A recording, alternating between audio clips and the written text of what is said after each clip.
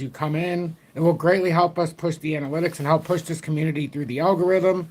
And I just think it's a fantastic environment to have us talking together. And I would love to see more people reach this beautiful community and see what we have to offer.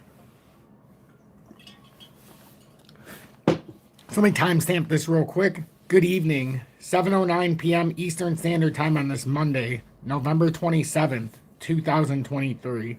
I'm XRP Future Millionaire, and I reside in the great state of Michigan. So I don't have a whole lot of time today, but I have enough time to get through what I want to do. And I came on a little bit after the daily close just so we could see how things were shaking out. And right now, we are seeing an inverse head and shoulders playing out. We have that inverse right arm that's trying to hold right now. Cryptic Crypto, welcome in. O Johnson, good evening. Matt, Taki, Rob Holkaluk, good evening. And the Gatman, Crypto Scrooge, welcome. And make sure you follow Crypto Scrooge if you're interested in Solo, the XRP Ledger. He's doing very well. He has a lot of information, doesn't fud it up, so go give him a shot. He's been in this community a very long time. Mo, good evening. No problem, no problem. Yeah, sometimes I don't have as much time, but I still like to come on and try to go through everything and, get everything that needs to get out. Miss Vicky, welcome in, love. Thank you so much for tuning in. Appreciate you so much. You just sat to have a morning cuppa and you came on. Hey, what a perfect timing. Hey, maybe I started later just so you could be here right in the beginning. Michael, welcome in. Nick, good evening. So XRP, the reason for the title today, Nick, no problem, no problem. Our time is the most precious thing we have, so I do appreciate the ones who are, can understand that sacrifice.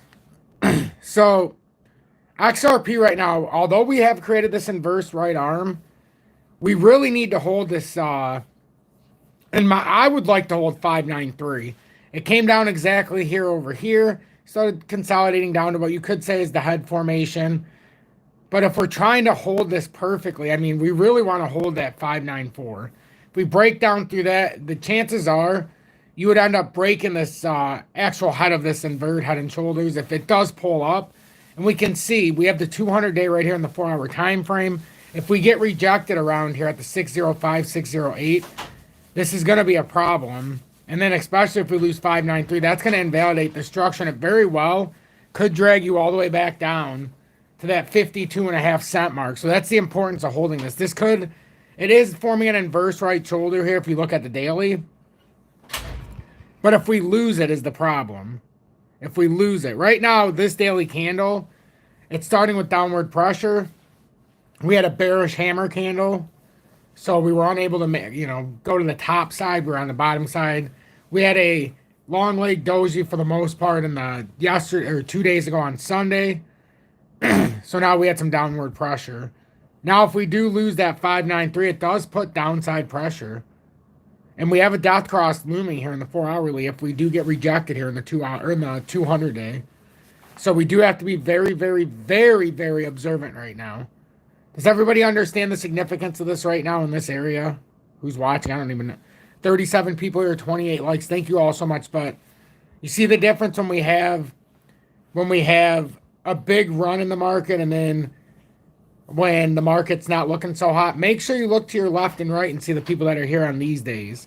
These are the ones that you're going to want to talk to when things are pumping, when we have a couple hundred people in here, because you'll know the ones who stay dedicated and can understand the market inside and out. Abdul, welcome in. CJ2 Pilot, good evening. Tanya Phelan, welcome in. Welcome in, love. I appreciate you tuning in, as always. So we're trying to not have this death cross occur.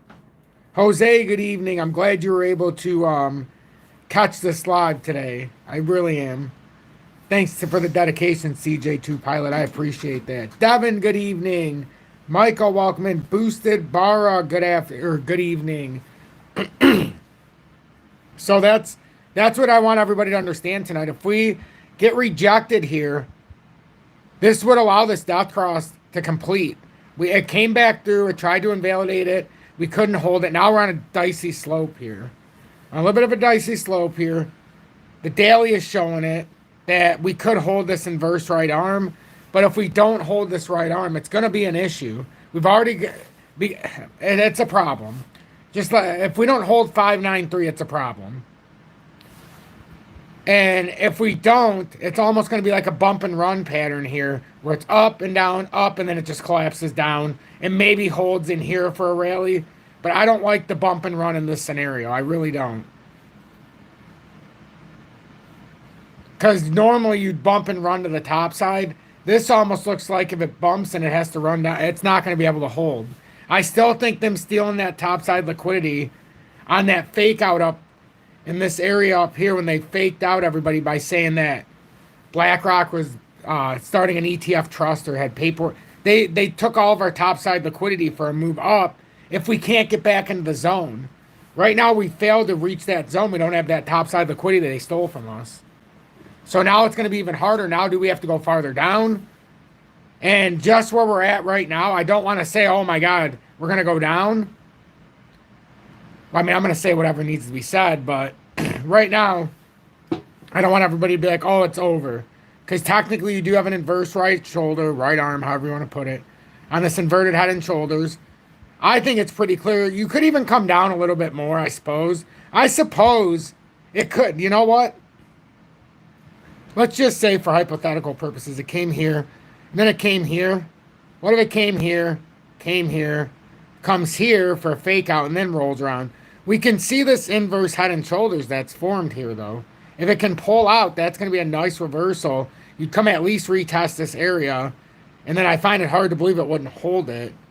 But the descending channel, the longer it goes sideways consolidation, the less likely it is to actually use that pattern in the proper way. It could come all the way back down and use that descending triangle now. Now we're starting something more. Now the breakout has started its own little pattern. It starts to get ridiculous. I'm going to be able to take away some of these support levels if I do it like this.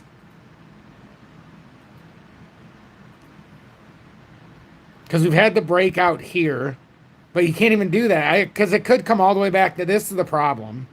This is the problem right now. So, and this is in the 4-hourly, so you can, your own judgment, you can do this however you want. I'm going to take it from the breakout, and look what's starting to happen here. Like at some point, we're going to have a spot, and it would have to be, if you're going by the wicks, you would have to go somewhere in here and hope that this holds, and that's your breakout. You don't want that to break back down. Like we're trying to have a new support here after breaking out of the side of this descending channel. But if we don't hold this, whoops. If we don't hold this, you can see what's going to happen. We'll measure it by the 4-hourly wicks there. It's the only spot we can hit at right now. And you really need to hold this. Like we're trying to hold this inverse right arm. I can't be any more clear than that. If you break that, well, I mean, it could be a pretty lofty fall no matter where you measure the size of this. Because either way, if you break out the top, it's going to be a nice move. Remember, where there's if it breaks down, look how perfectly that would come down to that 524. You could even do it from over here. I'm sure it would line up pretty damn close. I mean, that's what I mean. If it does break down, we got a problem. If it breaks up, that's so close to that 70-something. But yeah, I mean, just pay attention to this. Literally, a drop down lines up to 524 almost perfectly. If it breaks up, it's going to end up pulling you to 75. It really is. But this pattern is dicey at best. Dicey at best, because if it does break down from here, watch what ends up happening. You could say, well, Tom, aren't we technically from here forming like a... you could say like a broadening, or I don't even know, just a channel, a falling channel from even over here. You could, but if we fall into that, look how much farther you have to consolidate. Like that's your next drop. If it loses this, that's your next drop. Is where that downtrending support is. And this could have just created a falling channel outside of that descending channel. I mean, it's so crazy how these work. But that's what you're looking at. I mean, if you want to try to pinpoint something that could be going on here on the breakout. So you pick your route. Do you want it to stay on the top or do you want it to come through? And I know that's so much stuff in there, so I'm going to delete this. I'm going to delete that too because we have that in there. So I mean that does that make it easier for everybody to understand what's really going on here? That's your breakout. So this is your support, lower low, lower low. Then we got the resistance, resistance. Now you've got a support where maybe we're starting to flip this downtrending support. If we don't, it's going to come back down here and likely ride right down. So hopefully, this helps. But that's what I see happening. That's why I came on tonight, because I seen a lot of value in talking. Even though it was a little later than 6:30, I know I was cooking. Julie's been cooking the last few nights, so I cooked us dinner tonight. And I made breaded chicken with potatoes. It was really good. And it came out, yeah, it did come out really good. It took a while to cook because I like to cook it slower, so that it cooks nice. But it came out really good. And Julie bought some nice organic chicken, so the kind I like. Yes, please, JK, I can see you said TA on Flare. But I've got to get through what I got to get through, and then maybe we will. We do own Flare in this community, so it's definitely something that I have charted, but I see everybody, I think that makes sense. Please make sure to hit that like button if you're watching this. It will help more people reach this community. I'm surprised we're up to 75 people now. Wow. 51 likes. I think we can do a little better than that. I'm not charging for any of this information. I don't do any kind of paid promotions, advertisements, or sponsorships. You don't have to sit through a bunch of mumbo jumbo to get 7 minutes of, or 7 seconds of real information. So, but yeah, I can definitely touch Flare real quick. Flare's up 1.89 or 1.1. Wait a minute, 1.81% to just over 1.17 cents. So it's at 0.1179. If you're new, we bought this as a community when we were doing our FOMO Fridays towards the end. We were able to buy it just around that 8. I keep forgetting exactly the number. It was down in this rotation. It was 8 something, 8.7 on this part right here. We didn't get the bottom. We hit this, and then it came down and created a little more of a head. But we bought it at like 8.7, I want to say. Maybe it was a little bit lower, but we'll just say average around 8.7. Only 10,000 tokens. But we have this line drawn in the sand, and there's a reason why. That old support, or the support that broke through, now you got to use that as a resistance before this pattern can break back up. And let me just delete some of this. Let me get my eraser real quick, because I want to show everybody something on Flare. Sorry for the taps, but literally I don't use a mouse or anything. All right, so with Flare, we can start to see the pattern for a breakout emerge. And now we can finally do this. And, you know, we can even move this up a little bit, too, because now we have a real nice resistance. Can anybody see where it's at or no?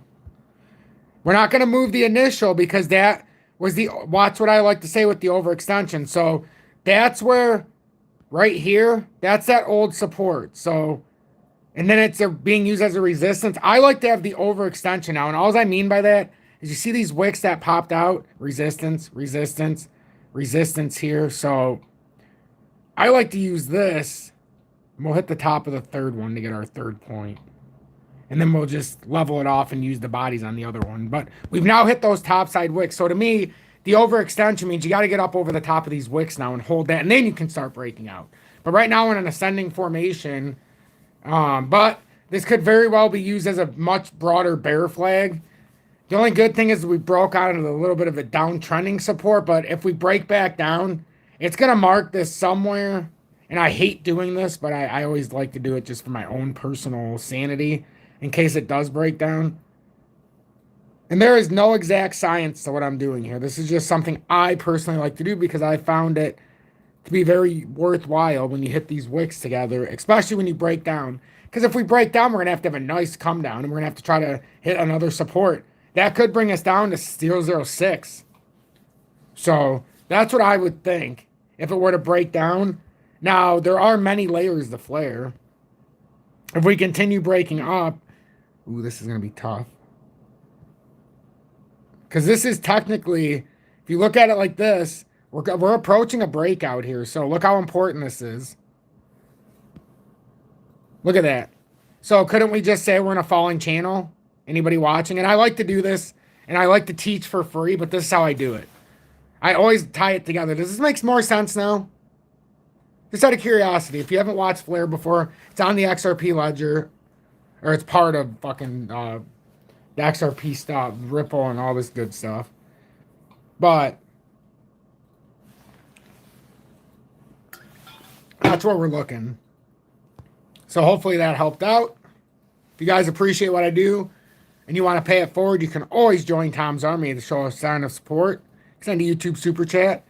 You can even hit that like button and share this on social media so we can have a bigger audience. H bar for Tanya because she's in the house. Down 0.58% to 615. We're still bouncing. But unfortunately, Tanya, like most of crypto, it looks like we could possibly put in this weird bear flag. And it could bring us right back down here to try to retest these areas again. So we really want to come back up with some volume. Fortunately for H bar, it's put in that long leg doji on the past candle, and if we could try to break up, maybe we'll come up here and retest 6.5 before a further move down, if it's going to happen. But we want to take the trajectory I'm showing. We want to get out of this little rising channel, get into the next tier, and then try to retest in those areas. But it's going to be dicey at best. But nothing more. We cover this very quickly when I do this because we're trapped. We're trapped, and there's not much more I can say until we break either to the top side of this or continue back down to the bottom of the channel, which nobody wants. We have a golden cross right now in the daily, which is bullish. We've already retested down towards 573, which is also bullish. Sometimes they have these overextended run downs on a quick wick to tap the 200 day after a death or a golden cross, but that remains to be seen. So that's what I'm looking at. Somebody asked about VeChain, up 0.12%. Like I always say, this takes a lot of work to go through all of this. So, you know, I'm nice and I do it and yada yada yada. But don't be afraid to show your appreciation in one way or another. And I always judge it by, oh, we're getting closer on the 100% here on the likes. So now we're getting better. Getting better. VeChain is just, we had a downtrending channel that we had for some little while. It's a little off right there. It's supposed to be farther. Man, I don't care. But it was supposed to be, we're in that little downward spiral. Now we've got this little bit of a rising channel. We're trying to get up over here so that we can make a further push up to 3 cents. But this is basically your overextension here. So if we want to break out, we got to break this little channel we formed. And if we do, we've got a little bit of an upside reward here. It'll be pretty nice. Zill's doing the exact same thing.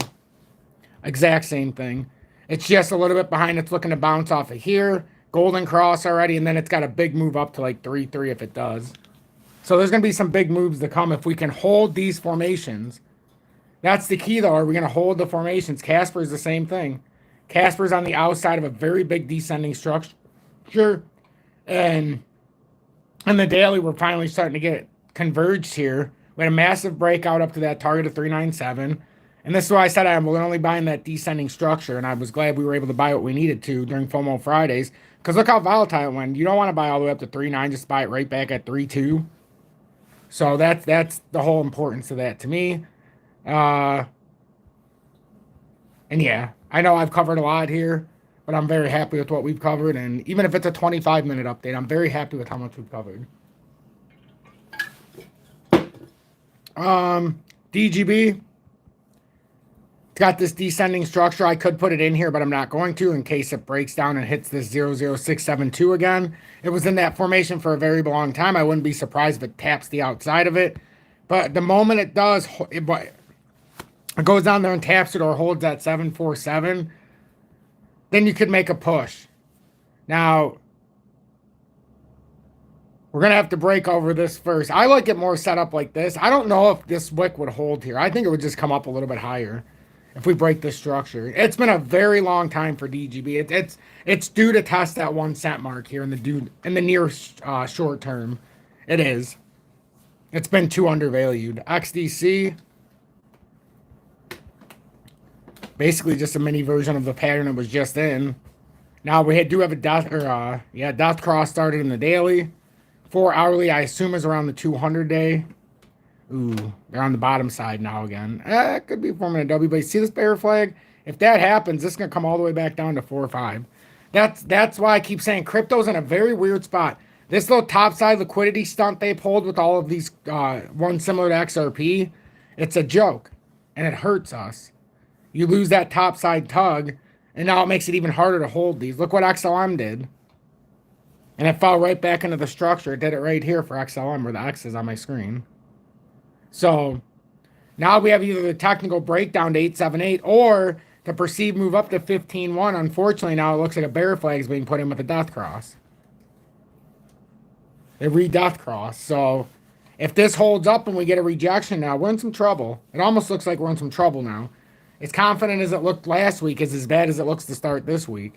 But these can be optical illusions in the 4-hourly, so we have to pay attention. So I said, then coming back to XRP, if we lose the 61 set mark, especially, that's why we need to close over 62 on the weekly and the daily, because it opens this up. It opened this touch the bottom side liquidity. I tried to be very clear on Sunday. I even came on for a live because I knew the importance of closing that level. Now the importance of holding the structure is monumental. It's monumental. And then last but not least, I just wanted to go on Bitcoin real quick. It's at 37,276. And Bitcoin, it's starting a rising channel here, which it can make you nervous. But until it finishes this formation, we're either going to get rejected by 37,980 and it's going to continue to reject us and we're going to fall flat, or we're going to get on top of it and finish out this technical move to 42,706 if it fulfills this. If not, and we fall back within this broadening wedge, we have to come all the way back down. And it would fall equally to the downside to almost 27,000 just below. But we've already had a technical target of 37,980 hit. Now we can have a technical target of the breakout if we confirm the breakout. Right now it would be nothing more than a wick and bigger monthly time frames. And I know it sounds stupid, but that's exactly what's going on right now. It's a monthly wick unless it can continue on. So we could very well pull back down and yada, yada, yada. So it's not as easy as it seems. With the Bitcoin dominance chart, no, Free Toast has been in here for some time. Welcome back, Free Toast. He's been in here since, I know, 22 at least. Maybe 23 earlier. But he's been in here for some time. Sometimes, and it's good to see him back. The market cap, we're struggling. It still looks like we could, or with the dominance chart, 52.27% is where it's going to try to bounce off. If it does bounce off, you've got a 57.33 on Bitcoin's dominance. And that would hurt crypto a little bit. The altcoins. You don't want the dominance to keep going up. And right now, it's still bull flaggy unless it breaks down. We want to see this break. If you want crypto altcoins to pump, you want Bitcoin to lose that 52.29% dominance. You want it to head back down towards where it broke out of this descending structure. You want it to come back down to that 40 percentile. But it looks like that's not going to happen. It looks like it almost wants to run up to that 60 percentile. So it's going to be interesting for altcoins here, ladies and gentlemen. But that's what I've got. I'm XRP Future Millionaire. If you got anything out of this live, please make sure to hit that like button. Consider subscribing to my channel. We had 19,314 subscribers when I started this live. If you would please hit that share button. It does help more than you might even realize. But yeah, I do appreciate each and every one of you.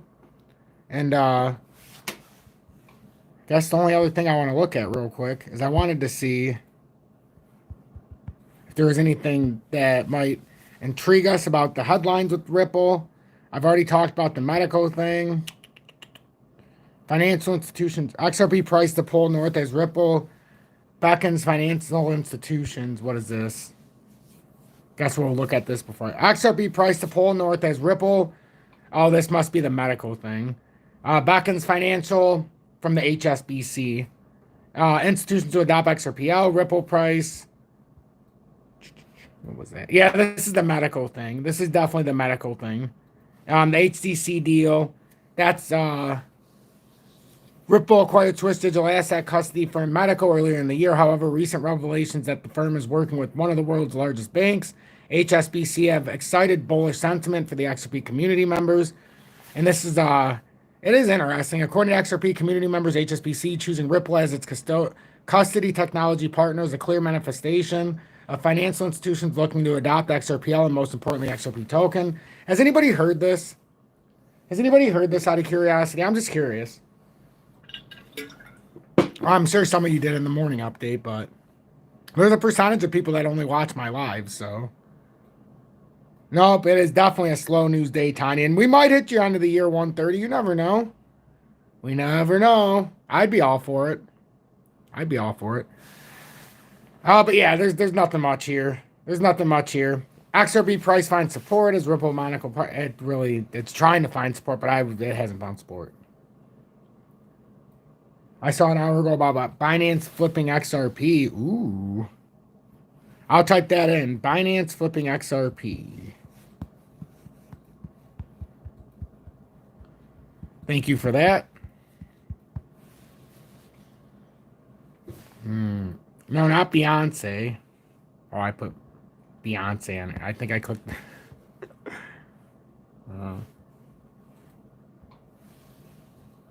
XRP threatens to flip Binance's cryptocurrency once and for all. Ooh.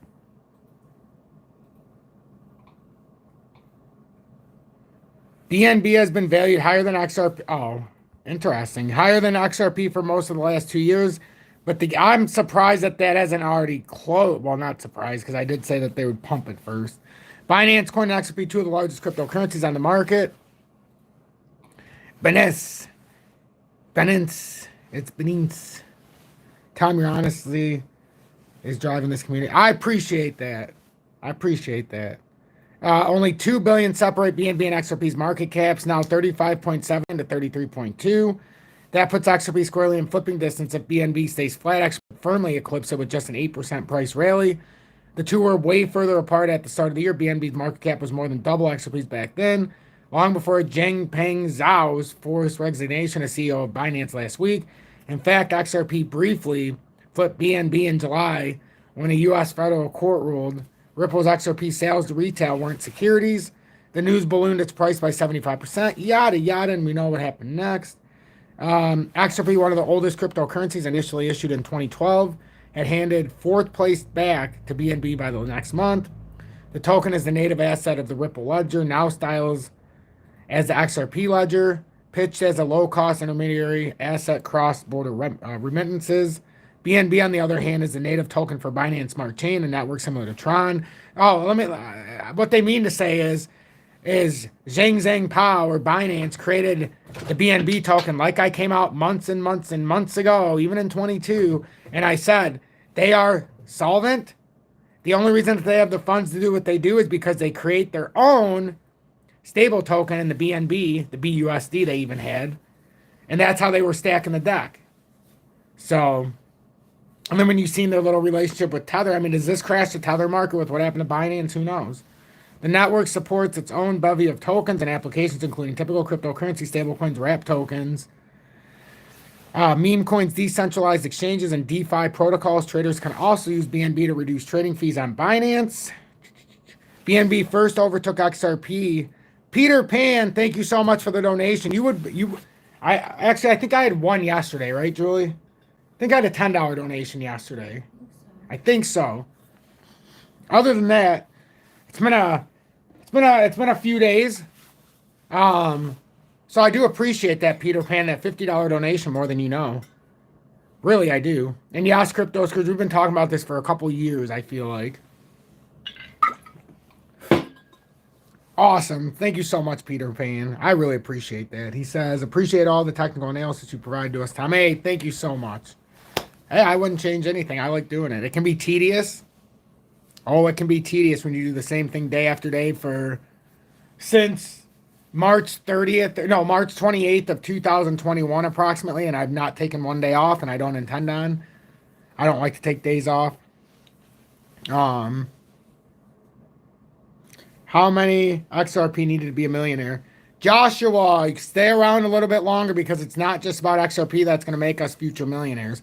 Yes, XRP is part of it, but it also goes into the rest of your investments as well. We've talked about it. XRP, I've got 12,222 tokens, but there's a whole slew of others part of the XRP, like the connection with XLM and XDC, the ones that are in the Internet of Things, and the ones that are ISO compliant that will all bring you to the promised land. As long, well, not as long, but also with me, I back it with my precious metals. So gold and silver, physical bullion. That's my store of value. That's my savings. I don't trust banks. So I became my own central bank. So all of it together is going to bring us millionaires. Some of you have watched me significantly expand what I've done just since 21. I've been on this journey since 2017. So I didn't just start it yesterday, but I wish I would have started it longer ago. Not with the crypto, but with the precious metals. But I don't believe that you can just be like, oh, I'm going to be a millionaire just from this or that. I think it could take a series of bull markets to bear markets. Let's just say XRP right now, you bought 10,000. Like we have 10,000 in this current market at 346. Let's just say that goes up to all-time highs one day. Well, that's 34,000 on 10,000 tokens. Then let's say we see that bull market's ending and we're like, oh crap, we're going to have a huge pullback and maybe it's going to be down to $1. We don't know, but we know all that topside liquidity's been eaten. We can see it on the charts. We can see there's nothing major to support a move up. That's when I would consider, especially if we got rejected at all-time highs. Then you could be like, all right, I'll sell that $34,000 worth. Then if I can buy it back at $1, and my thing is I would buy exactly what I had, unless I wanted a little bit more, and then I put the savings in the precious metals if it's appropriate. Or you buy your favorite cryptos when it goes down, but I never sell something to buy another crypto. I won't sell a crypto to buy a crypto. If my run's already over, chances are my other crypto I'm buying has already had the same run. Unless it's something out of the ordinary, that's just how I feel. And you're welcome, Joshua. I'm glad that you understood what I was saying. Thank you. So all that could change for good if both cryptocurrencies keep their current trajectories. BNB had been retracing ever since its all-time high in November 21, now 67% below that point. XRP has meanwhile been on the mend, now up more than 3/4 since it bottomed out in September. BNB is only up 6% across that time. Granted, both cryptocurrencies face existential threat. Oh, it's not even the same page. What BNB is facing, or Binance compared to Ripple, is that's apples to oranges. So, all right, yeah, that's the news. That's the news that I wanted to read out. Thank you, Crypto Scrooge, for pointing that out. Thank you, everybody, for tuning in. I'm very blessed to have each and every one of you. Look at gold right now. I talked about the unexpected rally with gold. It's up to $2,016 an ounce right now. And it looks like it's getting ready to make that move up to probably 2,100 here. I mean, we're starting to break out in gold. Very much so. I remember almost buying an ICP. Oh my God, I remember when everybody's getting big on those. They're not doing so well now. But the gold is getting ready. It looks like gold could be getting ready here. Same with silver. Silver is up to $24.71 an ounce now. It too is attempting a breakout. Look at these targets. You could have a quick move up here from this area. You're talking for silver, another 18.7% if this confirms. And for gold, which means the gold-silver ratio is going to come down because it's moving faster than gold, is what happens in times of high volatility. So you're looking at about an 18% move for silver, about a 5% move about a 5% move for gold. So you're talking it's moving 3.75 times faster, which means the gold-silver ratio could come down under 80 to 75 area. You never know. I'm telling you, something's given here. Something's going on. B2 gold after hours is up to 314. Remember, it needs to get back over 330 for this inverse head and shoulders to play out. But you can see another beautiful end of the day here. Beautiful end for gold, silver. Although those markets continuous during the week. This is closed, this particular stock. So just pay attention. Thank you all. Have a good night. Be kind.